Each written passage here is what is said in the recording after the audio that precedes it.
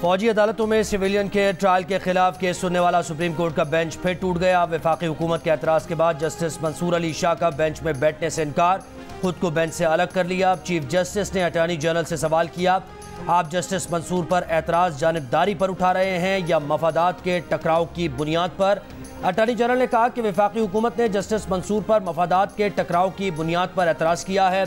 Chief justice ने कहा कि क्या वज़ीर आज़म से पूछें कि किसी रिश्तेदारी की बुनियाद पर एतराज़ क्यों उठाया गया। क्या हुकूमत फिर बेंच को मुतनाज़ करना चाहती है? हुकूमत क्या पैगाम देना चाहती है? सुप्रीम कोर्ट ने इलेक्शन के हुक्म पर अमल दरामद न करने पर हुक्मरानों के खिलाफ सख्त एक्शन से गुरेज किया। सुप्रीम कोर्ट छड़ी का इस्तेमाल नहीं कर रही, मगर दीगर लोग किस हैसियत में छड़ी का इस्तेमाल कर रहे हैं? पार्लियामेंट में हमें लाइक माइंडेड जजेस कहकर पुकारा जाता रहा। सुप्रीम कोर्ट को दागदार न करें, तज़हीक मत करें। सुप्रीम कोर्ट ने इब्तदा में 9 रुकनी बेंच तश्कील दिया। जस्टिस फाइज ईसा और जस्टिस तारिक मसूद के बेंच पर एतराज़ के बाद 7 रुकनी बेंच तश्कील दिया गया था। जस्टिस मंसूर की अलहदगी के बाद बेंच 6 जजेस पर मुश्तमिल रह गया।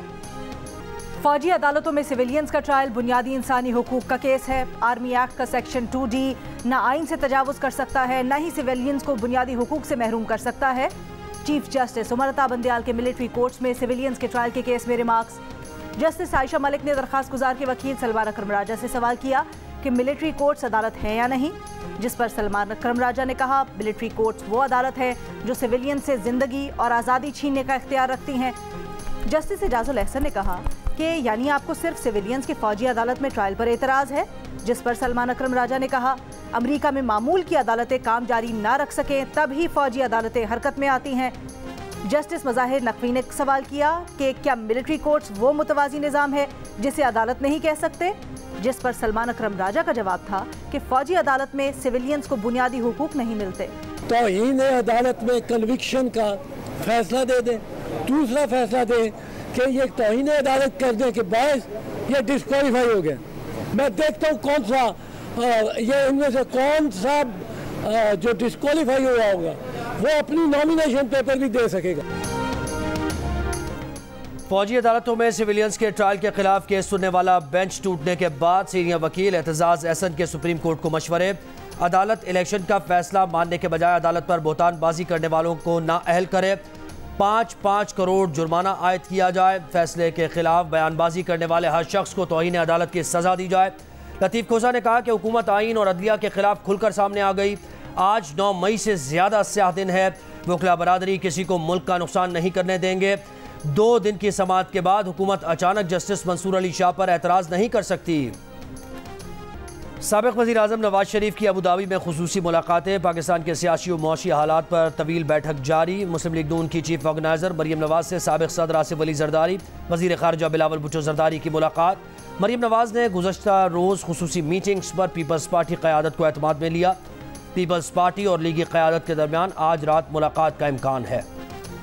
कायम मकाम सदर सादिक संजरानी ने ऐवान सदर में जिम्मेदारियां संभाल लीं। फाइनेंस बिल 2023-24 पर दस्तखत कर दिए। कौमी असम्बली ने कल फाइनेंस बिल की मंजूरी दी थी। कायम मकाम सदर का इलेक्शन एक्ट तरमीमी बिल पर आज ही दस्तखत करने का इम्कान।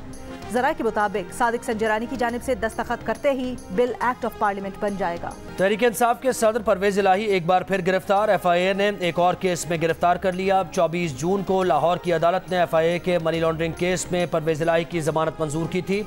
आज बाज़ाब्ता रिहाई से पहले FIA ने एक और केस में साबिक़ वज़ीर आला पंजाब को गिरफ्तार कर लिया। इससे पहले पंजाब असम्बली में गैर कानूनी भर्तियों के केस में भी परवेज इलाही की जमानत मंजूर की जा चुकी है। पंजाब, बलोचिस्तान, खैबर पख्तूनख्वा और आज़ाद कश्मीर में प्री मानसून बारिशों का सिलसिला जारी। मुख्तलिफ हादसात में 12 अफराद जाम बहक, 15 जख्मी। सियालकोट और नारोवाल में आसमानी बिजली गिरने से 5 अफराद जाम बहक हुए। शेखुपुरा में आसमानी बिजली गिरने से 1 शख्स चल बसा। बुनेर में मकान की छत गिरने से खातून जाम बहक, 6 अफराद जख्मी। बलोचिस्तान के नदी नालों में तुग़यानी। किला सैफुल्ला में 1 बच्चा सैलाबी रेले में बह गया। देरा बुगटी और पीरको में शदीद बारिशों के बाद नदी नालों में तुग़यानी। आज और कल पंजाब के मुख्तलिफ शहरों में मजीद बारिशें होंगी। PDMA ने अलर्ट जारी कर दिया। मुल्क के मुख्तलिफ शहरों में गरज चमक के साथ बारिशों का ये सिलसिला 30 जून तक जारी रहेगा। पंजाब के मुख्तलिफ शहरों में बारिश के बाद मवेशी मंडियों में बुरा हाल। व्यापारी फिर भी कीमतें कम करने को तैयार नहीं। हाफिजाबाद और गुजरावाला की मंडियों में कीचड़ और गंदगी से खरीदारों की आमद में कमी। रावलपिंडी की मंडी में खरीदार बारिश के बाद कीमतें कम होने के मुंतज़िर। कराची में बिजली की लोड शेडिंग से शहरी परेशान। शहरियों का कहना है कि कारोबार नहीं हो रहा, घर पर भी बिजली के बगैर सुकून नहीं मिल रहा। हैदराबाद में भी 14 से 15 घंटे की लोड शेडिंग मामूल बन गई। पेशावर में बिजली और गैस की बंदिश के खिलाफ बाड़ा गेट में मुजाहिरा। मुजाहिरीन ने टायर जलाकर बाड़ा रोड ट्रैफिक के लिए बंद कर दिया। पेशावर के शहरी इलाकों में 6, मज़ाफ़ाती इलाकों में 16 घंटे तक लोड शेडिंग की जा रही है। इस्लामाबाद की अदालत का PTI रहनुमा शहबाज गिल की फौरी गिरफ्तारी का हुक्म। इदारों के खिलाफ बगावत पर उकसाने के केस में शहबाज गिल को इश्तिहारी करार देने की कार्रवाई शुरू करने की हिदायत। अदालत ने हुक्म दिया कि शहबाज गिल पाकिस्तान के जिस एयरपोर्ट पर नजर आए गिरफ्तार करके अदालत के सामने पेश किया जाए। अदालत ने शहबाज गिल का शनाख्ती कार्ड ब्लॉक और जायदादों की तफसील 30 जून तक जमा कराने का भी हुक्म दिया।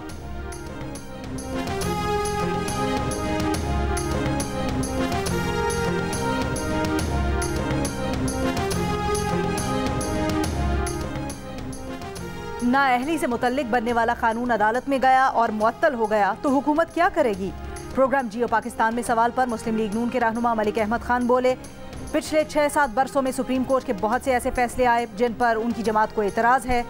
कानून बनाना पार्लियामेंट का काम है, बेहतर है जो जिसका काम है वही करे। मजीद बिगाड़ पैदा करना है तो अदालत की अपनी मर्जी है।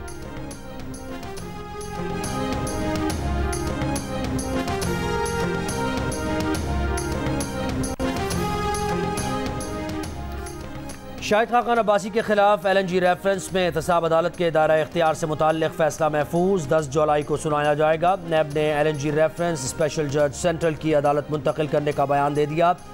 नैब प्रोसिक्यूटर ने कहा, नैब तरमीमी ऑर्डिनेंस के बाद यह FIA का दायरा इख्तियार है।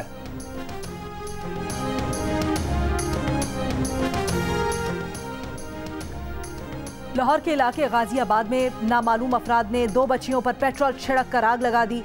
रेस्क्यू हुकाम का कहना है कि आग लगने से 13 और 7 साल की बच्चियां झुलस गईं। मालिक मकान और किराएदार की बच्चियां घर की छत पर थीं। पुलिस ने शवाहिद इकट्ठे करके तहकीकात शुरू कर दी। स्पेशल ओलंपिक वर्ल्ड गेम्स में पाकिस्तान का एक और गोल्ड मेडल। सफीर आबिद ने साइकिलिंग इवेंट की 10 किलोमीटर दौड़ में गोल्ड मेडल अपने नाम कर लिया। वर्ल्ड गेम्स में पाकिस्तान के गोल्ड मेडल्स की तादाद 10 हो गई। खवातीन साइकिलिंग में पाकिस्तान की मदीहा ताहिर ने चांदी का तमगा जीता। कराची की मंडी का बॉस और हैदराबाद का सुल्तान देखने वालों की तवज्जो का मरकज बन गया। भारी भरकम बॉस के 45 लाख लग गए, मालिक की 70 लाख की डिमांड।